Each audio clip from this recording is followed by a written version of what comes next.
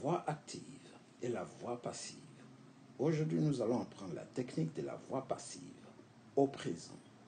Lorsque vous avez un verbe à la voix passive au présent, à la voix active au présent, pardon, vous devez vous focaliser sur le être ici, l'auxiliaire être, ou ici to be en anglais.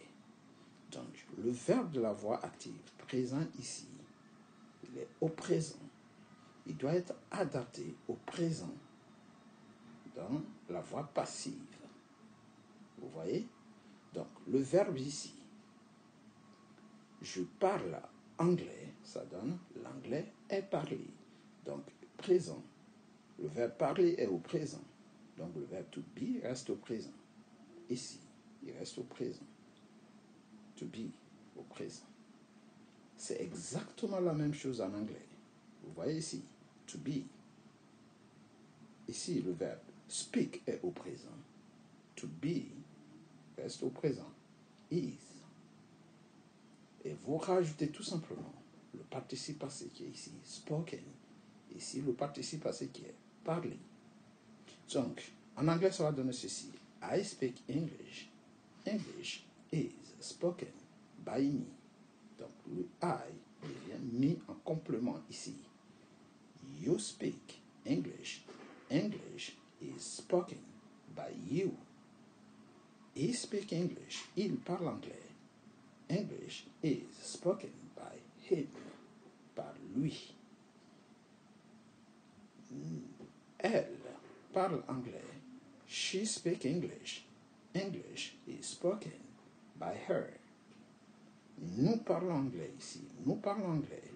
Nous, we speak English. English is spoken by us. Par nous. Le we devient complément ici. Us. You speak English. Donc ici, vous parlez anglais. You speak English. L'anglais est parlé par vous. Ici, l'anglais est parlé par vous. English is spoken by you. Et le pluriel, en anglais, ça donne they. Donc, il parle anglais. They speak English. Ou bien, elle parle anglais. They speak English. English is spoken by them. Par eux, ici, ou par elle. En français, il y a deux pronoms. En anglais, c'est un seul.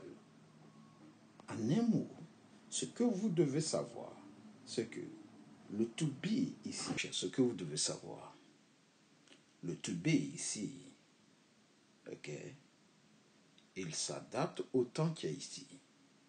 Si le verbe de la voix active est au présent, ici le to be à son tour se met au présent avant de rajouter le participe passé du verbe qui est ici.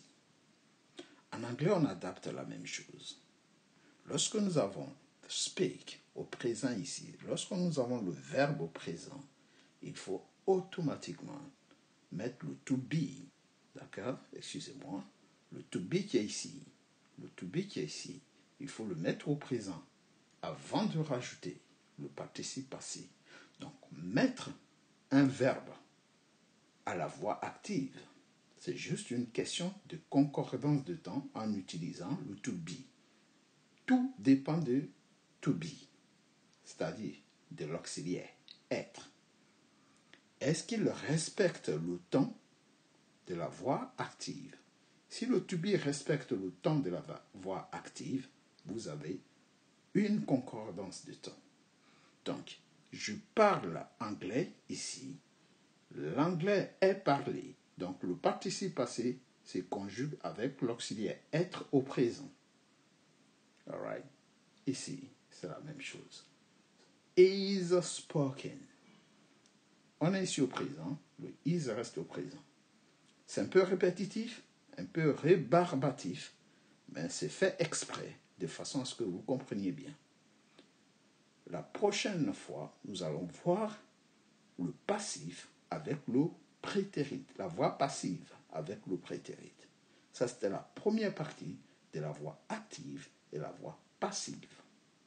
C'est tout pour aujourd'hui. Si vous voulez plus de conjugaisons, abonnez-vous et vous verrez comment s'en sortir en français et en anglais. Take it easy. See you next time. Goodbye.